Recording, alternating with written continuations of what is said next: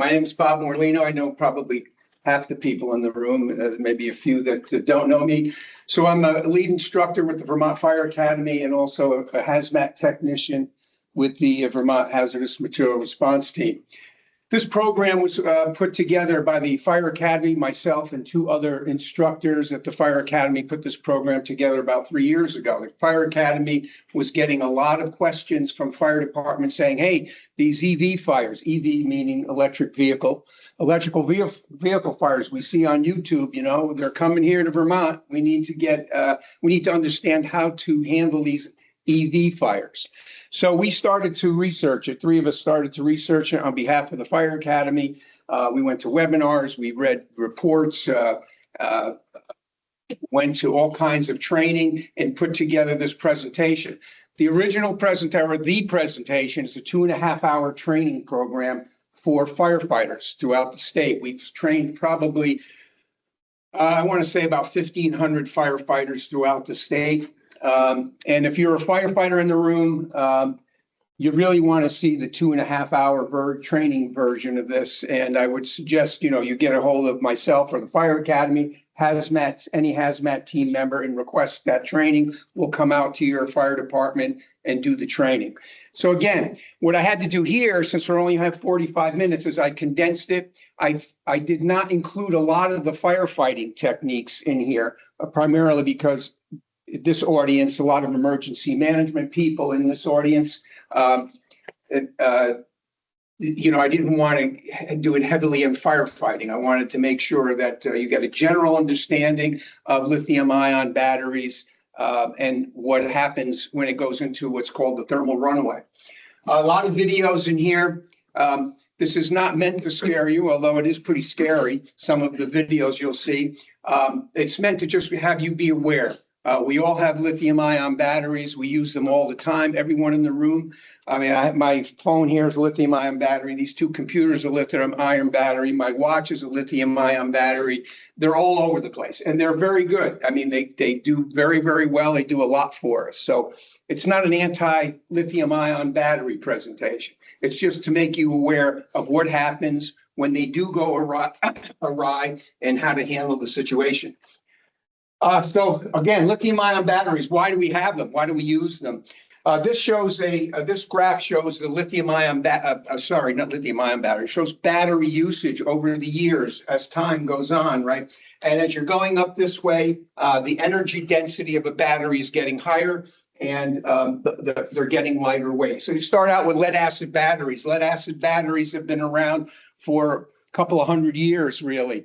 We still use lead-acid batteries, even in an electric vehicle. A fully electric vehicle will have a 12-volt battery in it as well.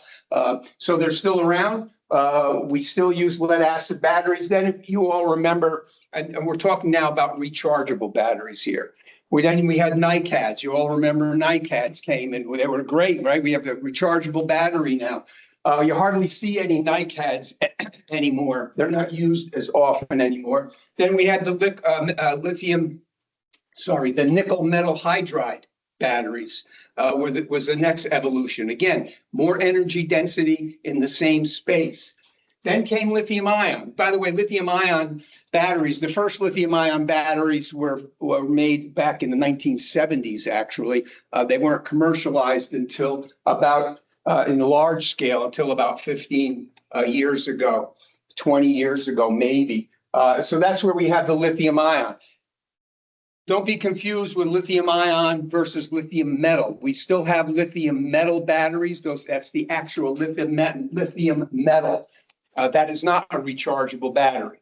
Right? Lithium-ions are rechargeable, as you all know, and that's a little bit different than a lithium metal battery. These are the chemistries. There are 6 chemistries that lithium-ion batteries are made from. What's important about this, I don't need to read all of the chemistries. What's important is the word oxide in all of these. In fact, the 2 that don't have oxide actually are oxides as well. What does that mean? Well, for firefighters, it means these devices will generate their own oxygen. They don't need the ambient oxygen to continue a thermal runaway or a fire. So, as a firefighter, we know that there's the triangle. We have fuel, oxygen, and a heat source, right? These batteries have all of those in one source. They don't need ambient oxygen, and I'll show you that in a minute. This is how they work. Let's see if I can get this to work. Whoops.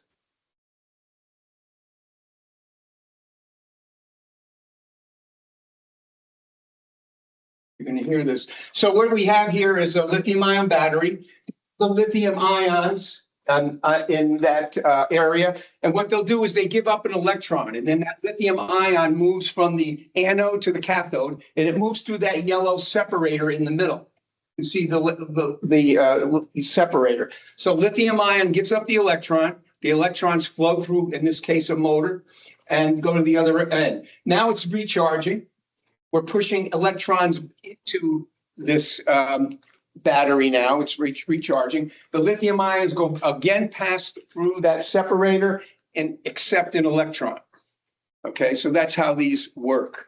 And you can see it building its building the charge again. Three different kinds of lithium-ion batteries in terms of their construction. This is the workhorse of the industry. This is an 18650. I'm going to refer to it as an 1865. Drop the zero here. 1865, it gets the number from the size. It's 18 centimeters wide and 65 centimeters long. I'm going to pass this around. This is a dead one. This was from a battery pack from a tool that I had. You can see there's 5 1865 cells in here. Sorry. I'll pass that around. These 1865s are the workhorse of the industry. They're a little bit bigger than a AA battery. There's two other types of batteries, pouch cells and prismatic cells. Pouch cells have a flat configuration, and they're the morphology of it. If you touch it, it's actually soft on the side. The prismatic cell is hard. It's a hard cover. Just a different way to make these cells. The ones that are the cheapest to make are the 1865. The ones I'm passing around. Those are the ones that are the cheapest to make, and those are the ones that are in most small type of devices. The 1865 is also used in automobiles, right? All three of these are used in automobiles, depending on the manufacturer of the automobile, the electric vehicle. How do we make these big EV batteries? Well, we take a cell, let's say a Tesla Model S. They take a cell like the one you have in that pack I'm sending around. You put a bunch of them in a module. Okay, and then you take that module, you put them in series in the module. You take the module and you put it into a pack, and then you start putting them in parallel. When you do it in series, you're building up the voltage. Okay, by the way, these are, as opposed to a regular lead acid battery or zinc carbon battery, which are 1.5 volts, these are usually in the neighborhood of 3 to 3.5 volts per battery. So as you put them in series, you're increasing the voltage. When you get that pack and you start putting those packs in series, you'll increase the voltage. Usually in an automobile, it could be anywhere from 600 to 1,000 volts. And then they start putting them in parallel, and that brings up the amperage. So when they want to get so many amps, they start putting them in parallel. So you go from a cell to a module to a pack, and that's where you end up with. That's an S model. That particular model has 7,104 of those little batteries in it. So it's quite a battery pack. It's a series of like the Christmas tree lights, right? If one comes out, then they all go out. No, yes. Parallels, like Yeah. Lights in your house. Yeah, that's right. They're all in series. If you break that series, those series will be dead. So this is a thermal runaway.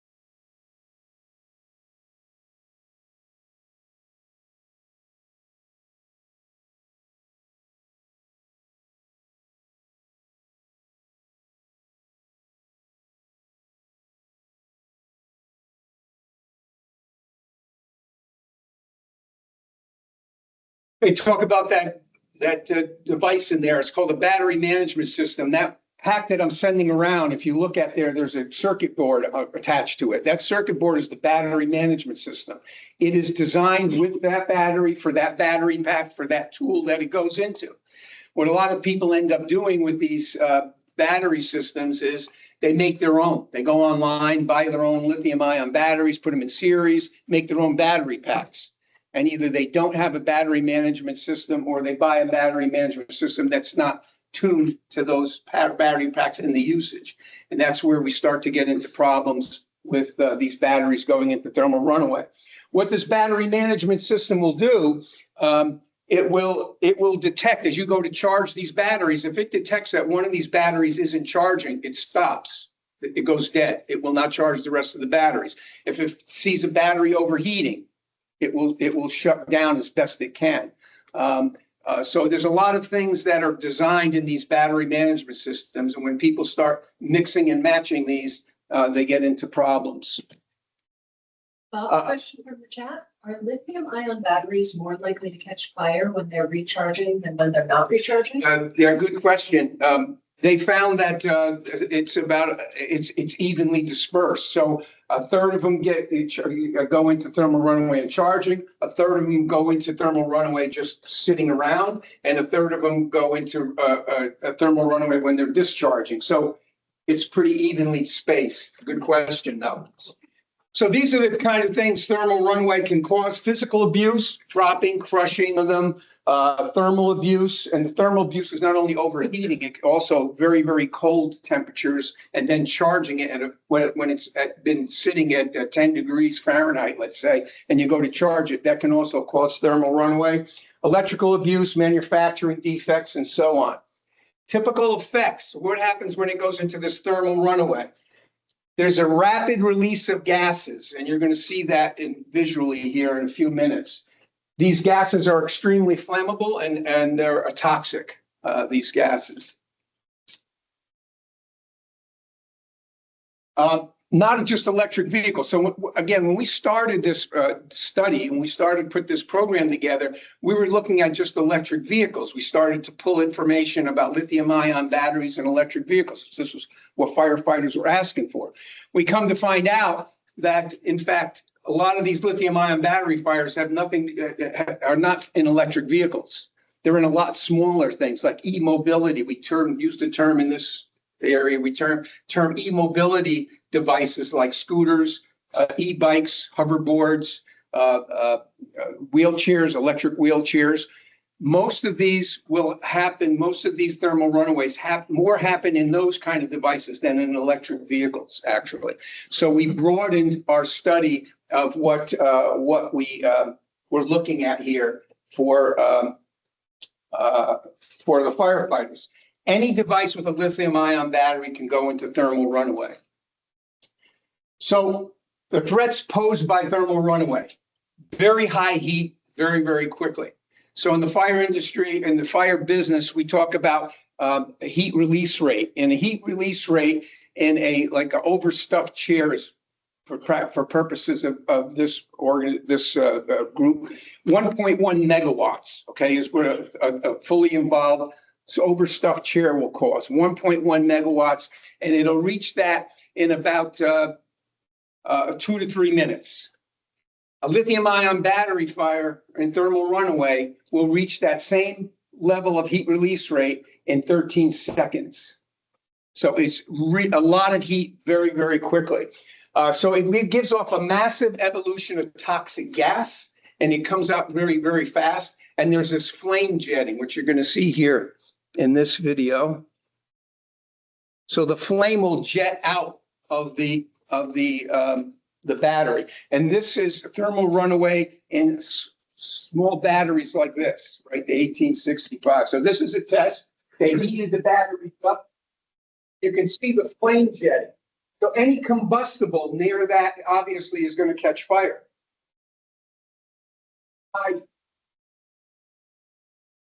You can also see the explosive ejection of pieces and parts. I'll pass this around. This is a battery that exploded.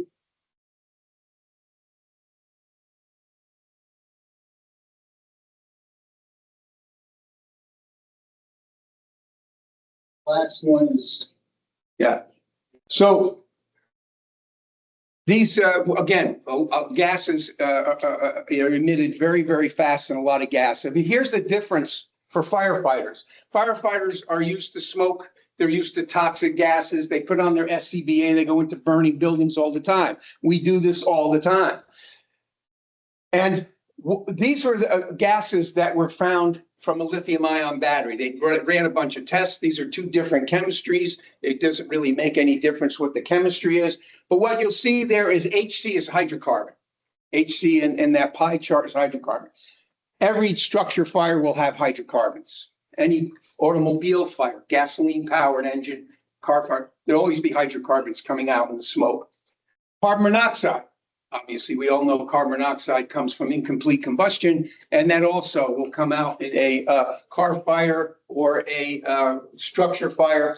Carbon dioxide, same thing. But here's what firefighters don't see very often, and that's hydrogen gas. These batteries, when they go into thermal runaway, give off an extreme amount of hydrogen gas. Hydrogen gas, in and of itself, is not so much toxic, but it is extremely flammable. Extremely flammable. The flammability of hydrogen gas is pretty close to acetylene. So it's that dangerous. And what happens is if it's in a confined space, now we have a real problem because now we have a real explosive situation. If it's outside, like an electric vehicle on the highway or on the road, not a big issue. That hydrogen gas is not a big issue. It's going to go off into the air. But if you're in a house, if you're in a room, if you're in an enclosed space of some kind, it becomes a big issue. Again, hydrogen gas, the other inhalation threats, hydrogen fluoride. Hydrogen fluoride, those of you who are firefighters in the room know IDLH, immediately dangerous to life and health, is what we use to compare toxicity of gases. Hydrogen cyanide has an IDLH of 50 parts per million. Hydrogen fluoride is 30 parts per million. So pretty toxic gas coming out of there. Carbon dioxide and some other hydrocarbons that are highly flammable.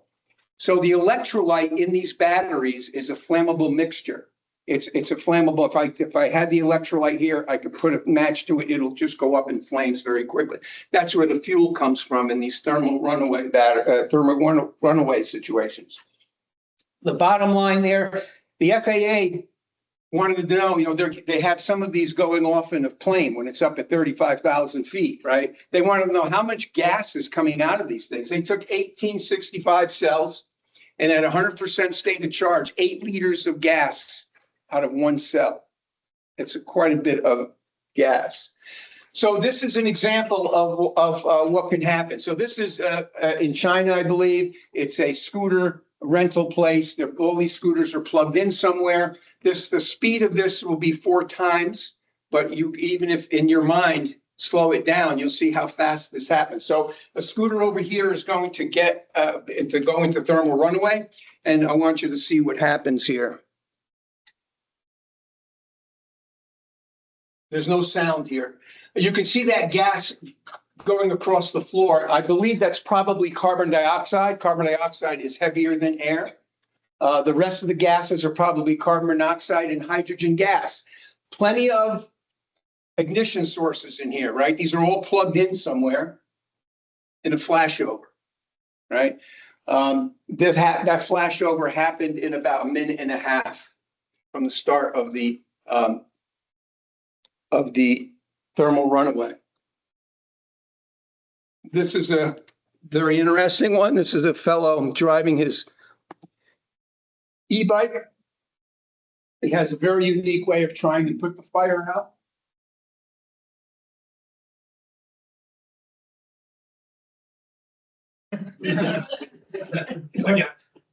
This guy.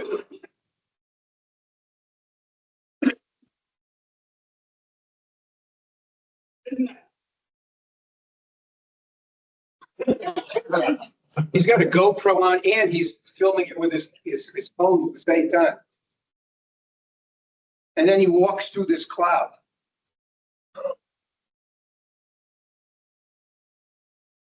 Now he tries to put it out. Blowing on it is not an effective way. This is a thermal runaway fire, I can tell you.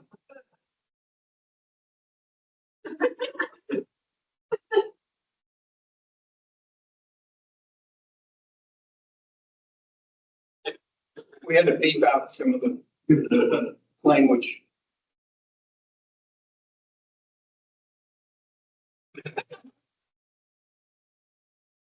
"30 seconds later, it overheated." So you can imagine when this happens inside a building, Oh, excellent. right? So this is again a video from China. It's hard, it's very blurry. There's no sound here, but you'll see there's a child here and an adult. They're looking at a TV screen. And there is an e-bike here that's plugged in, being charged, and there's a dog sitting here. You're going to see the dog jump, and that's when the initial one of the batteries pops from thermal runaway. It alerts them, and watch what happens here.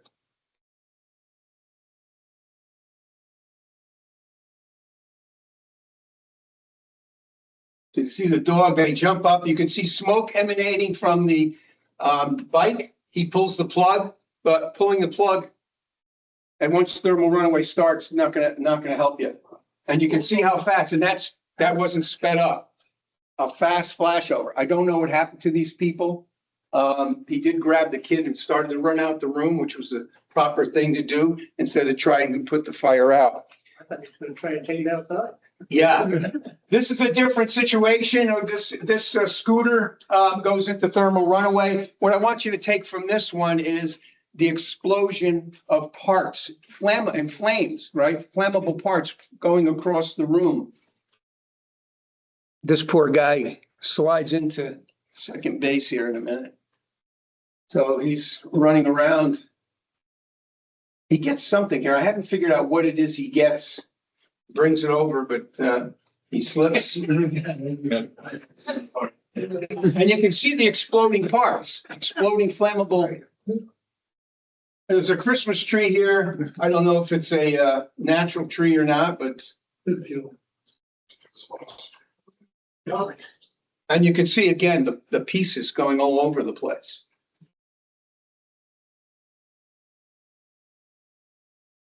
So FSRI, Fire Safety Research Institute, they are a great organization. They're part of Underwriters Laboratories, and they do a lot of testing for firefighters and fire dynamics. Great outfit. And they said, okay, by the way, they're doing a very in-depth study of thermal runaway for firefighters, and they hope to have that out, I think, by the end of this year. They've been working on it for 2 or 3 years, and they're testing fire extinguishers. They're testing ways that this could be a problem in a building. They're doing all kinds of studies. They do it very scientifically. So what they did here was they said, well, gee, what if you have a power wall, lithium-ion power wall, or some kind of power wall in your garage, or a car, an EV in the car, or EV in the garage that you're charging, and it starts to go into thermal runaway? Is there an explosion hazard in that building? So what they did was they made a synthetic gas. Those gases I showed you in the pie chart, they made up the synthetic gas, hydrogen, carbon monoxide, and they injected it into the garage. And this is typical construction. This isn't something, 2x4, 16 on center roof, asphalt roof, shingle roof, but it's an enclosed space. They put the gas in there. They had an ignition source. And this is what happened. Whoops.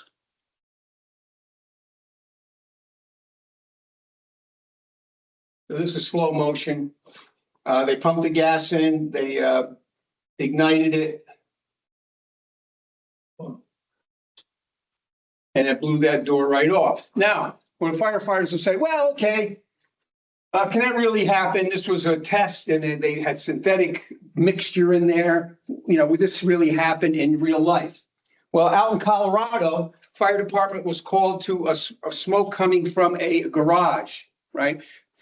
Chief does his 360, comes back to the front of the house, and they had some information that there was an electric vehicle in the garage. So this is a real life blew the door, knocked his helmet right off his head. So this can actually happen. This was I think it was an electric vehicle Jeep that was on fire in the garage. I'm going through this pretty quickly because we're short on time here. So how do you deal with these batteries? What we're teaching and telling firefighters up to now, the only thing we know that helps, doesn't put it out, is water. Water helps to cool the fire. Once that battery's in any of the batteries are in thermal runaway, water will not put out that fire. But it could cool other batteries next to the ones that are in thermal runaway and keep it from propagating. You may or may not be successful at that. So here's a battery that was in a drone. Guy was flying his drone. He crashed the drone. The drone started to smoke. He took the battery out, and there was a pool there. He threw it in the pool. So you remember what I said earlier, these things will burn underwater.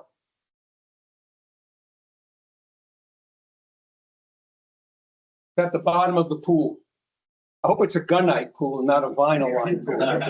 It's going to have a hole in its pool.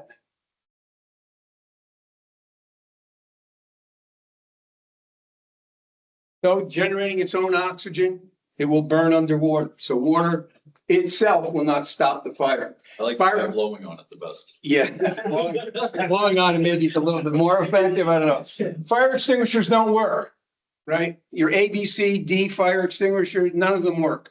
There are fire extinguishers out there. There's 3 or 4 of them now. There's a new one out called FCL. They claim that they work. You can go on their websites of these companies that have them. They'll show you videos of them working. Personally, I don't think they work. But I've seen reports from fire departments that used them on lithium-ion batteries. Fires said it didn't work until the Fire Safety Research Institute checks these and tells me that they work.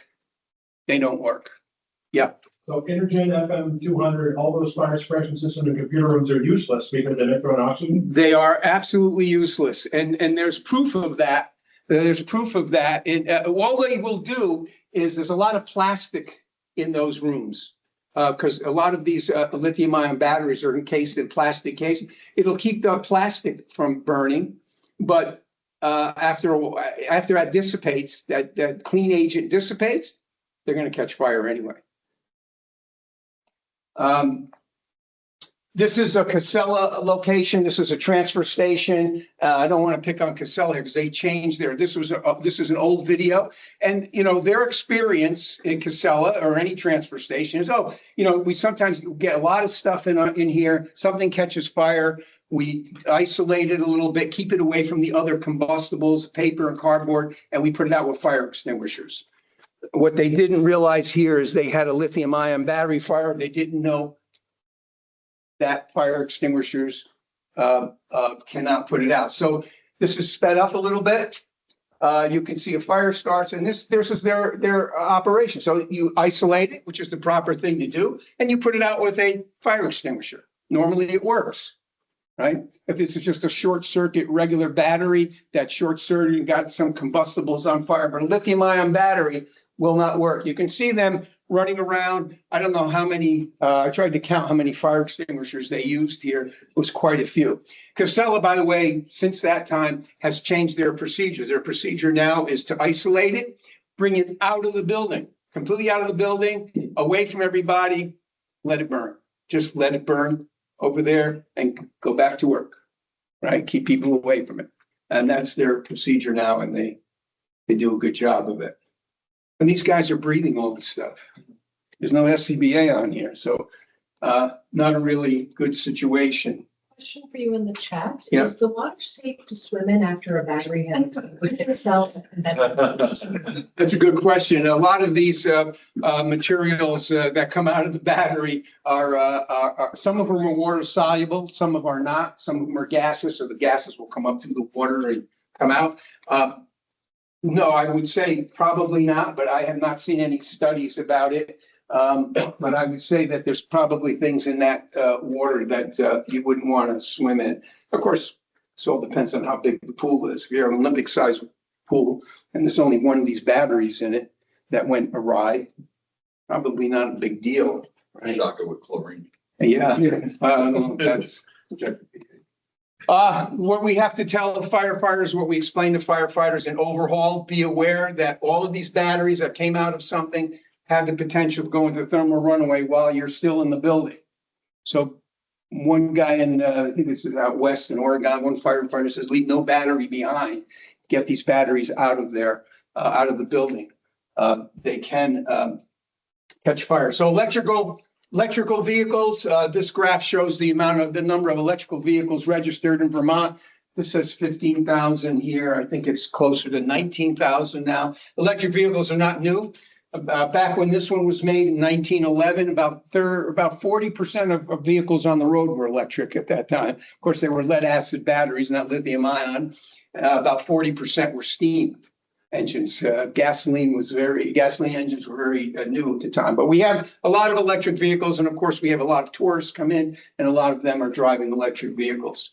So we explain to firefighters, how do you identify an electric vehicle? Well, everybody knows the little T for Tesla and Rivian. People know the brand name Rivian. Okay, so those are all electric. They only make electric. Some of the other manufacturers, though, sometimes it's hard to tell, right? If it doesn't have a grill on the front, doesn't have a tailpipe, it's electric. That's one of the things we tell firefighters. You get to a car smoking, look for these signs to find out, to determine whether it's an electric vehicle or not. Another question from the chat. Yeah. Should they be worried if their laptop or cell phone feels really hot?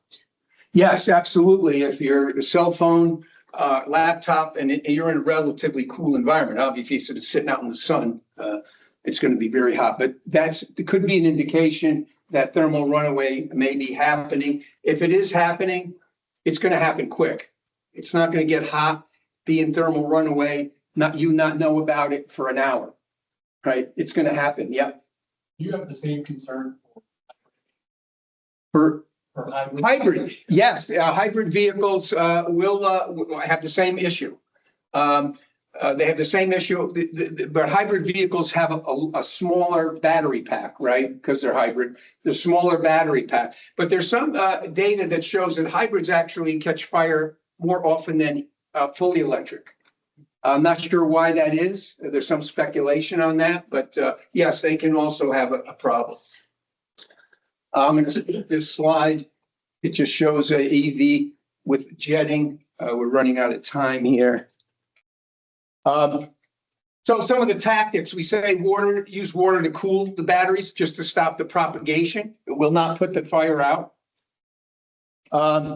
Here's some of the techniques they use is to get water underneath the car. Here they lifted the car a little bit and get water underneath the car to, again, stop the propagation. In Europe, some of the countries in Europe, like Belgium, they have specialized containers. They take the whole car and put it into a container and fill it with water. That's how they handle it. Looks like a 30-yard dumpster. Pardon? It looks like a 30-yard dumpster. Yeah, it's a pretty big dumpster. Yeah. And it's got a crane. The dumpster comes off a flatbed and it's got a crane, picks up the car, puts it in the.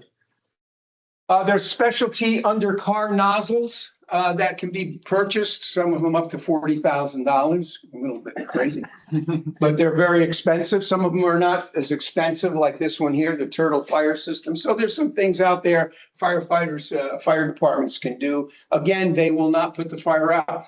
Fire blankets will not put the fire out. Fire blankets might be good in a situation where you're in a parking garage and you want to keep it from extending to other cars.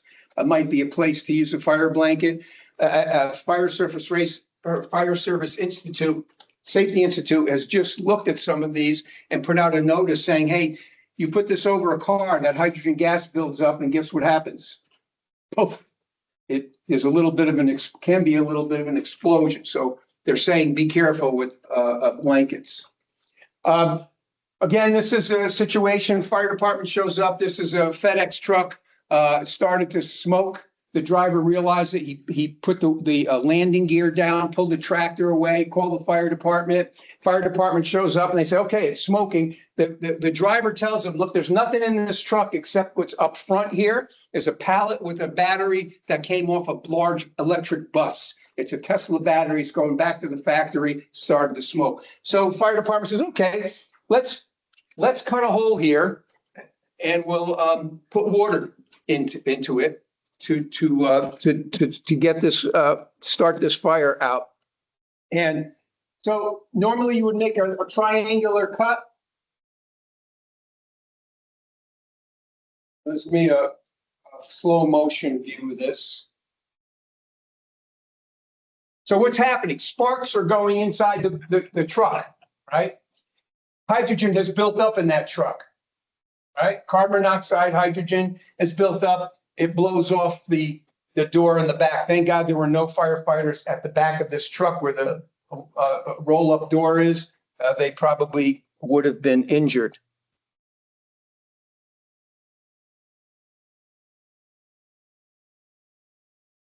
Post-operation, again, this is one that was put on a flatbed and started to smoke. These EVs, once the fire, you think the fire is out, they've been known to catch fire on their own, sitting in a salvage yard 3 weeks later.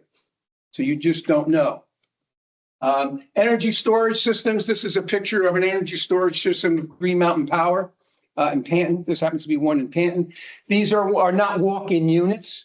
And one of the things we explain to firefighters, you have an ESS like this that catches fire, let it burn. GMP says, let it burn. These happen to be Teslas, Tesla units. Let me come back to this one. What Tesla says is, in quotes here, allow the effective unit to consume itself. It's as it is designed to do. Applying water to the unit will only slow its eventual combustion. So all the fire department can do when one of these catches fire, and there's a lot of big plume of smoke, if it's in a field like this and there's no structures nearby, no roads nearby, and the plume isn't going into a structure, just sit there and let it burn. Don't even flow any water, right? If there is a structure or a road nearby, you can put a fog nozzle, monitor down, and just move the plume away. Those gases are going to go up into the air and dissipate, right? This is not a really particularly big issue as long as there's nobody there. This is a transportable unit that's made here in Vermont, as a matter of fact. In fact, Green Mountain Power has a couple of these. These are transportable lithium-ion battery that they can bring to a neighborhood if they want to shut the power off for a minute to connect this and give power to the neighborhood while they're doing some other work. Again, if you have one of these in Vermont and your fire department's called to this thing smoking, don't go, or let it burn, let it just stay back at least 150 feet and just let it go. Call a hazmat team. We'll do some air monitoring and we'll figure out what to do from there. Don't bother trying to put water on this. You're wasting your time. How'd I do? Perfect, you got 2 minutes. I got 2 minutes, so I'll take some questions. Yeah. Just real quick, for like Vermont, the volunteer fire departments, if there is an electric vehicle fire like a garage, yeah, you're not going to put it out probably. So are they just mostly just spraying water on the structure to try to save what they can of the structure and let it burn out that way? Yeah, that's the best you can do. I mean, you can try and get some, you get 2 nozzles, maybe try to get one underneath the car while you're keeping the garage. If you can get close to it, what I would tell my guys to do, I'm a firefighter as well. I didn't say that in the beginning, but if you can get a chain on it and pull it out. Again, you have to be careful. This thing is could be jetting, but you could probably get a hook onto the back very quickly and pull it out. Yep. So just first of all, to respond to the person who asked about hot battery phones and laptop things, everyone should be aware that if they're buckled at all, or if they start to, what they call spicy pillows in the solid waste industry, like that needs to be disposed of immediately. And in Vermont now, there's a couple of things. All the transportations in the state have been outfitted with basically like ceramic blankets that you can, that smother small fires and stuff like one saw the south of it. State paid for that to go in all the trench districts of the state. And we're starting to, do what they call the one bucket recycling program. So, right now we can't accept, most solid waste facilities can't accept, anything larger than a panel kind of battery. But, hopefully in the next year, we're gonna be switching to the system where we can also accept all those scooter replacement batteries. The state should be funding that through. You're with AOT? Are you with AOT? No, I'm with, solid waste management, and Okay.